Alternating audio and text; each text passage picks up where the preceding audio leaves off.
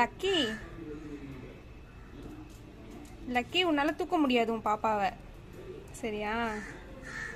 மீனு குட்டி வந்து செவுத்து மேலே இருக்காங்க, கீழே விழுந்துட போகிறாங்கன்னு சொல்லிட்டு அம்மாவை போய் பக்கத்தில் போய் பாதுகாக்கிறாங்க. அவங்க குட்டியை பிடிச்சி கழுத்தை பிடிச்சி தூக்கலான்னு பார்க்குறாங்க அம்மா. அம்மா அவ்வளோ சேஃபாக பாதுகாக்கிறாங்க குழந்தைய. கண் பார்வையிலேயே தான் இருப்பார் மீனு, அவங்க அம்மாவோட கண் பார்வையில்.